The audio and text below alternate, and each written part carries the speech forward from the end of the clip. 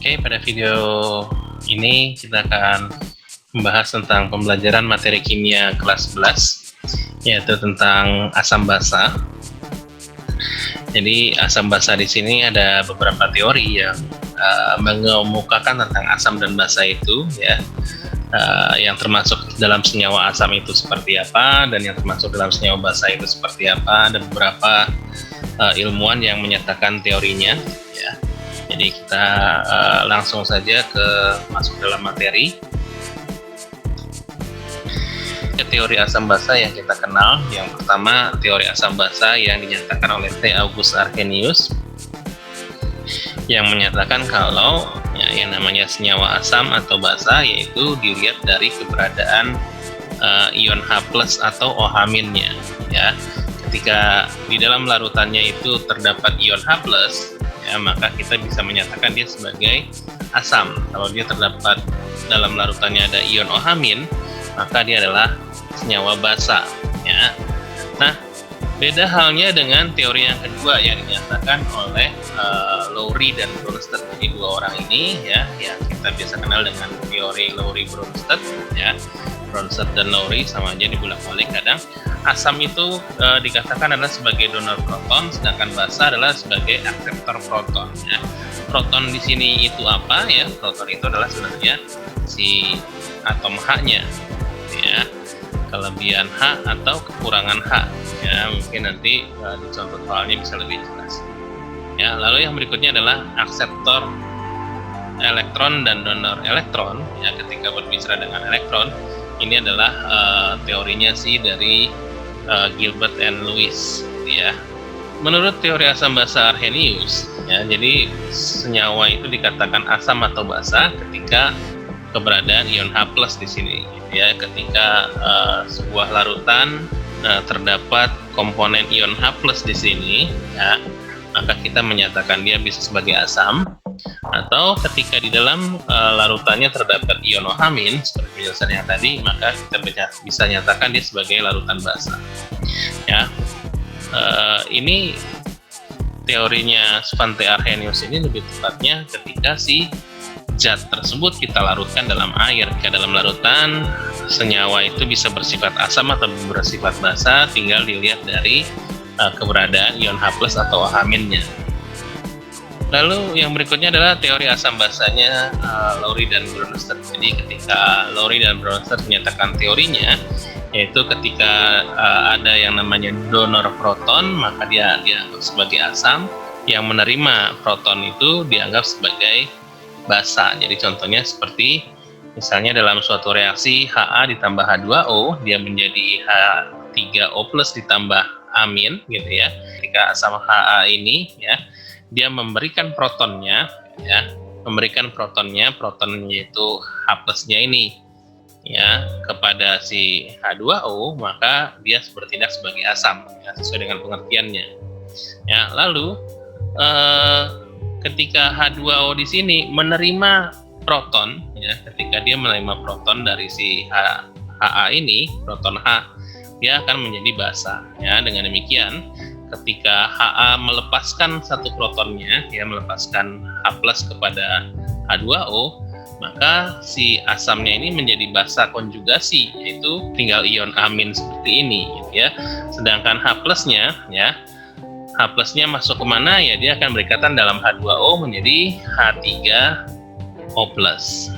Untuk asam dan basa menurut teori Lowry dan Bronsted, ya, biasanya suka dituliskan dalam bentuk pasangan asam dan basa konjugasinya, yaitu ketika ditanya pasangan yang pertama, ya, pasangan asam dan basa konjugasi yang pertama adalah ini, ya, sebagai asam dengan amin sebagai basa konjugasinya. Lalu pasangan yang kedua yaitu H2O bertindak sebagai basa dengan H3O+ yang bertindak sebagai asam konjugasinya. Tinggal lihat aja yang bersesuaian, H2O menjadi H-nya bertambah menjadi asam, lalu Ha di sini karena hanya berkurang menjadi amin saja, ya, maka dia bertindak sebagai basa. Lalu teori asam basa yang berikutnya menurut Lewis, ya kita mengenal Lewis ini waktu kita belajar tentang ikatan kimia, ya kita harus membuat gambar Lewisnya atau struktur Lewisnya, yaitu untuk menyatakan suatu ikatan itu terbentuk seperti apa. Nah, teori asam basa Lewis di sini ya yang dilihat adalah elektronnya ini apakah dia memberikan pasangan elektron atau menerima pasangan elektron. Menurut Lewis, ketika ada senyawa yang memberikan atau mendonorkan elektronnya atau pasangan elektronnya, maka dia dinyatakan sebagai senyawa yang bersifat basa. Sedangkan yang menerima maka dinyatakan sebagai senyawa yang bersifat asam, gitu ya. Nah, menerima pasangan elektron ini kalau kita masih ingat ada perhubungan erat dengan ikatan kovalen koordinasi, karena yang diberikan adalah sepasang elektron, gitu ya. Pasang elektron contohnya seperti ini, yaitu ketika NH3 ya direaksikan dengan BF3 ya, ketika kita buatkan struktur Lewisnya maka terbentuklah seperti ini, gitu ya.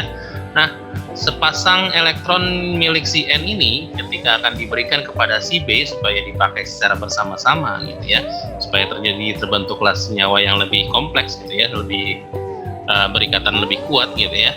Maka ini terbentuk yang namanya ikatan kovalen koordinasi. Nah, ketika si NH3 memberikan pasangan elektronnya kepada BF3, maka si NH3 akan bertindak sebagai basa, ya, karena dia adalah pemberi donor elektronnya, dan yang menerima si BF3 maka dia akan menjadi asam karena dia yang menerima. Ya, maka terbentuklah untuk struktur Lewis seperti ini dengan keberadaan ikatan kovalen koordinasi. Oke, inilah yang namanya teori asam basa Arrhenius, Lowry dan Bronsted dan Lewis. Jadi ada 3 teori di sini. Nah, untuk menyatakan suatu senyawa itu bersifat asam atau basa, ya, di sini ada beberapa alat yang dipakai untuk mengukur atau menyatakan suatu senyawa itu bersifat asam atau basa, ya, yang kita kenal dengan yang namanya indikator asam basa, ya. Nah, di sini ada 3 macam secara garis besar. Ada yang namanya indikator tunggal, indikator universal, dan pH meter. Ya, pH meter ini lebih ke arah alat digital, ya. Nanti kita akan bahas satu persatu. Nah, yang namanya indikator tunggal adalah ketika si alat ini dipakai hanya untuk bisa menentukan dia bersifat asam atau bersifat basa, gitu ya. Jadi kita tidak bisa mengetahui derajat keasamannya, ya. Yang nanti yang kita hanya tahu adalah dia bersifat asam atau dia bersifat basa. Nah, di sini juga ada 2 yang kita kenal, ada yang namanya indikator alami dan indikator buatan, ya. Nah, mungkin yang sebagai indikator alami di sini kita bisa membuat dari beberapa ekstrak bahan-bahan alami, bisa dari mahkota bunga, ya. Di sini mahkota bunga ada yang bunga sepatu atau bunga bougainville, ya, yang berwarna beda-beda, ya, atau mahkota bunga apapun, ya, boleh dipakai, gitu ya. Lalu bisa juga pakai ekstrak kulit manggis, bisa menggunakan kol ungu, bisa menggunakan kunyit, bisa menggunakan pacar air dan sebagainya, yang memang kita bisa ambil warna-warninya ini, kita bisa buat ekstraknya. Ya, jadi nanti masing-masing ini akan dibuat ekstraknya, ya, dengan cara mudahnya, ya. Kita bisa lihat nanti di video demo praktikum tentang asam basa menggunakan indikator alami, ya, bagaimana cara membuatnya. Nah, ketika kita sudah membuat ekstraknya, maka ketika kita teteskan di larutan asam dan larutan basa, dia akan menghasilkan warna yang berbeda-beda. Contohnya seperti kubis merah di sini, ya, mungkin akan warnanya menjadi ungu atau merah lembayung seperti ini, ya. Nah, ketika diteteskan ke dalam larutan asam, maka warnanya akan berubah menjadi merah muda, dan ketika diteteskan larutan basa, dia akan warnanya berubah menjadi hijau. Nah, masing-masing ini nanti akan memiliki perubahan warna yang berbeda-beda tergantung warna dari si bunganya ini atau warna dari ekstraknya ini. Contoh lainnya seperti kunyit, ya. Kunyit ini warnanya ke jingga tua atau coklat-coklat ke arah oranye, gitu ya. Tapi ketika ditetesin asam, dia warnanya berubah menjadi kuning terang, gitu ya. Tapi ketika ditetesin dengan larutan basah, warnanya lebih ke arah coklat atau ke arah merah. Ya, ini adalah yang namanya ekstrak alami zat tanaman. Atau indikator juga beberapa ada yang dibuat secara massal gitu ya, diproduksi dalam pabrik ya. Misalnya yang kita kenal secara umum namanya kertas lakmus ya.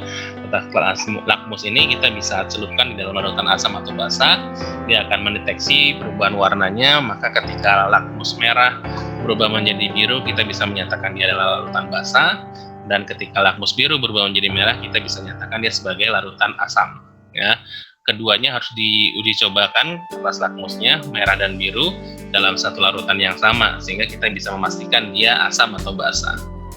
Berikutnya ada juga indikator buatan yang dibuat dalam bentuk cairan gitu ya. Ada pula juga yang dalam bentuk serbuk yang bisa dicairkan ya, seperti phenolphthalein, bromtimol biru, metil merah, yang akan memberikan warna yang berbeda-beda ketika di dalam larutan asam ataupun larutan basah. Contohnya seperti phenolphthalein ya, phenolphthalein di sini ya, dia akan memberikan warna jernih seperti ini ketika di larutan asam, tapi dia akan berubah warnanya menjadi pink seperti ini atau merah muda seperti ini ketika di larutan basah. Begitu juga dengan halnya metil merah ya, ketika di larutan asam si metil merah ini akan memberikan warna merah, tapi ketika di larutan basah dia akan memberi warna seperti coklat seperti ini, dan juga bromtimol biru ya. Ada banyak macam, bukan hanya 3 ini saja ya. Di sini ada yang namanya gentian violet ya, ada juga yang namanya leucomalachitrin gitu ya, atau beberapa zat lainnya seperti yang tertera di sini ya, yang kita bisa pakai dalam mengecek perubahan warna. Ya, di sini ada perubahan trayek warnanya. Jadi misalnya kalau saya pakai yang ini metil merah ya, dia mungkin kita bisa lebih ke arah prediksi gitu ya, memprediksikan ada kisaran pH-nya ya, kita bisa tahu, atau derajat keasaman ya. Nah, derajat keasaman ini hanya berupa kisaran, jadi ketika dia berwarna merah ya, mungkin kita bisa masukkan dia pH-nya sekitar 4,4 ya, termasuk dalam golongan asam. Atau ketika dia berwarna kuning ya, ketika kita teteskan dia berwarna kuning, ternyata nilai pH-nya adalah kisarannya di atas 6,2 dan seterusnya seperti itu gitu ya. Jadi ini adalah sebagai alat uji coba juga gitu ya, untuk mengetahui dia bersifat asam atau basah dengan ada perkiraan nilai pH yang mungkin belum dapat nilai pH pastinya gitu ya, yang belum dapat nilai derajat keasaman secara pastinya, karena ini masih perkiraan ya, yaitu di nilai kurang dari 4,4 atau di atas 6,2 tergantung perubahan warnanya ya. Nah, kalau kita mau lebih pastinya ya, kita bisa menggunakan yang namanya indikator universal ya. Jadi seperti ini indikator universal, jadi kita bisa mencelupkan si indikator universal ini ke dalam larutan, dia akan mengalami perubahan warna pada blok-blok warna seperti ini. Lalu kita tinggal cocokkan warna yang sesuai dengan list warna yang ada di dalam kotaknya.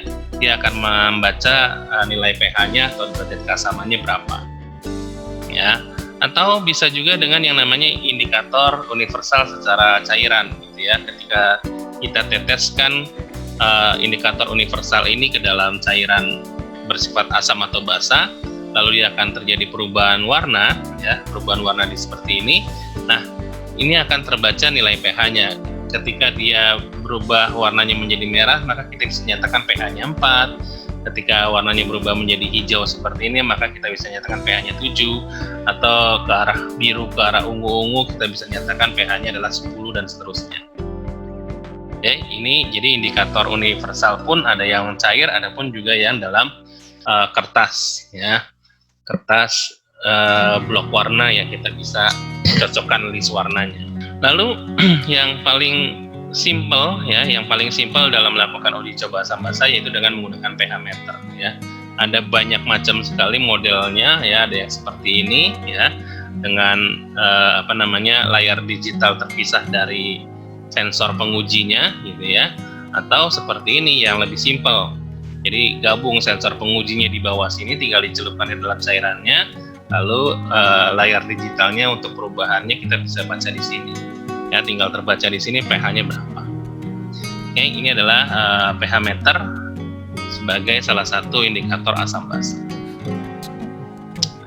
Nah, tadi kita berbicara tentang derajat keasaman ya atau pH ya. Apa sih itu derajat keasaman atau pH? Yaitu suatu nilai yang menyatakan si zat ini atau senyawa ini bersifat asam atau basa dengan dinyatakan nilai pH. Nah, range dari nilai pH-nya itu berkisar dari 1 ya sampai 14. Ya, dari 1 sampai 14 dengan pemisahan di tengah-tengah ini adalah sebagai posisi netral. Ya, yaitu dengan nilai pH 7. Ya, maka dengan demikian bisa dinyatakan pH ini semakin ke kiri ya, semakin mendekati nilai 1, maka kekuatan asamnya semakin kuat, atau semakin ke kanan kita bisa menyatakan dia semakin basa. Semakin nilainya mendekati nilai 14, maka dia akan bersifat basa, atau kita bisa golongkan di sini sebagai basa kuat ya, sedangkan di antara ini sebagai basa lemah, atau di sini sebagai komposisi asamnya maka kita bisa golongkan di sini sebagai asam lemah 5,6 gitu ya. Tapi ketika dia mendekati nilai ke 3, 2, 1 semakin ke kiri, semakin mendekati 1, maka kita bisa golongkan dia sebagai asam kuat. Ya, untuk pengelompokan asam dan basa sendiri seperti yang tadi, semakin mendekati angka 1 gitu ya, nominal 1, maka kita bisa golongkan dia sebagai asam kuat ya, atau mendekati ke angka 7 maka kita bisa golongkan sebagai asam lemah gitu ya. Nah, pengelompokannya mungkin bisa kita lihat di sini ya. Jadi yang namanya asam kuat ya pasti asam yang menghasilkan ion hidrogen di dalam larutannya. Ya, semakin kuat maka dia semakin banyak hidrogen yang larut di dalam larutan itu ya. Asam lemah berarti yang dihasilkan hidrogennya adalah lebih sedikit ya. Ini ada beberapa contoh-contohnya, contoh senyawanya. Lalu sebagai basa kuat pun juga sama ya. Ketika asam yang kita lihat adalah ion H+-nya, tapi kalau untuk basa yang kita lihat adalah ion OH-. Ya, berikut juga ada contoh-contoh dari senyawanya seperti NaOH, KOH itu termasuk basa kuat, NH3 atau NH4OH itu termasuk basa lemah, dan lain sebagainya. Oke, nah untuk menentukan berapa nilai pH atau derajat keasaman suatu zat ya, kita bisa melakukan dengan dua cara. Yang pertama yaitu dengan percobaan seperti yang tadi dijelaskan dengan menggunakan indikator asam basa ya, bisa menggunakan indikator yang tunggal ya, atau menggunakan indikator universal, ataupun juga bisa menggunakan pH meter yang paling lebih simpel gitu ya. Dengan demikian kita bisa tahu derajat keasamannya berapa ya. Tapi ada juga yang kita bisa lakukan dengan melalui perhitungan ya, berdasarkan dari konsentrasi larutan asam dan basanya, seperti list seperti ini gitu ya. Jadi ada rumus untuk menyatakan suatu senyawa bersifat asam atau basa, yaitu kan dilihat dari kadar ion H+ atau ion OH-nya gitu ya. Dengan ada beberapa rumus yang harus digunakan, yaitu ketika dia adalah termasuk golongan asam kuat maka rumusnya menjadi H+ sama dengan A dikali M ya. Ketika asam lemah maka rumus yang dipakai H+ sama dengan akar Ka dikali M ya. Kedua di sini M yang dimaksud adalah sama, yaitu konsentrasi dari asam atau basa yang diuji gitu ya, yang kita mau ketahui nilai pH-nya. Sedangkan A di sini atau P di sini adalah sebagai valensi ya, nilai valensi dari asam atau basanya. Sedangkan nilai Ka atau Kb di sini adalah sebagai tetapan asam lemah atau basa lemahnya. Berikutnya, ketika kita sudah bisa menghitung konsentrasi dari ion H+ atau ion OH- ya, maka kita lanjutkan dalam menghitung pH. Jadi rumus pH ini adalah pH sama dengan min log dari H+, ini untuk yang asam. Sedangkan yang basa kita harus lewat rumus yang namanya pOH terlebih dahulu, yaitu rumusnya min log dari OH-, dan kemudian nilai pH-nya kita bisa hitung dari 14 dikurang pOH. Ya, ini adalah perhitungan nilai pH ya atau derajat keasaman dengan menggunakan perhitungan atau rumus. Yang berikutnya, untuk memperkirakan nilai pH ya, kita bisa juga melakukan dengan yang namanya indikator tunggal seperti yang tadi, gitu ya. Kita bisa melihat dari data tabel, yaitu indikator apa yang kita pakai untuk menguji suatu larutan bersifat asam atau basah, gitu ya. Pasti di sini harus ada keterangan tabelnya dulu, ya. Beberapa indikator, contohnya misalnya lakmus, dia akan memberikan range trayek pH 5,5 sampai 8, gitu ya. Untuk perubahan warnanya merah atau biru. Ya, metil jingga juga seperti itu, ya, dengan nilai pH 2,9 sampai 4,0 yang mengalami perubahan warna atau trayek warnanya menjadi merah atau kuning, dan seterusnya. Bagaimana untuk menentukan nilai pH atau memperkirakan pH ini berdasarkan trayek warna? Jadi kita bisa lihat contoh soal berikut ini, ya. Contohnya misalnya yang pertama, pH larutan yang warnanya berubah menjadi merah ketika ditetesin phenolphthalein. Ya, kita lihat phenolphthalein di sini. Ya, phenolphthalein di sini dia akan menjadi merah ketika, ya, nilai pH-nya adalah 10,0. Artinya apa? Yaitu dia akan memberikan warna merah dan dia akan menyatakan nilai pH-nya kisarannya adalah di atas 10,0. Ya, kita nggak bisa bilang dia 10, tapi adalah di atas 10,0. Nah, ketika warnanya di antara ini, gitu ya, di antara ini, ya mungkin kita bisa bilang nilai pH-nya adalah range-nya dari 8,3 sampai 10. Oke, seperti itu. Contoh berikutnya, misalnya sifat larutan yang warnanya berubah menjadi kuning ketika ditetesin bromthymol blue, gitu ya. Kita lihat dulu di sini bromthymol blue, ya. Range pH-nya adalah 6,0 sampai 7,6, ya. Maka ketika ditetesin dia menyatakan warnanya menjadi kuning, ya kita tinggal lihat aja perubahan warnanya. Kuning berarti adalah ini, ya. Maka nilai trayek pH-nya adalah kisarannya 6,0 atau lebih tepatnya kita tulis kurang dari 6,0. Ya, ketika warnanya di antara kuning ke biru, mungkin warnanya berubah menjadi hijau, ya, maka kita bisa bilang nilai pH-nya adalah 6,0 sampai 7,6. Ya, seperti itu. Oke. Contoh berikutnya, suatu senyawa berubah menjadi warna kuning, ya, jika ditetesin dengan metil jingga, dan berwarna merah jika ditetesin dengan metil merah. Oke. Kita harus analisis satu-satu nih. Ya, kita harus analisis satu-satu.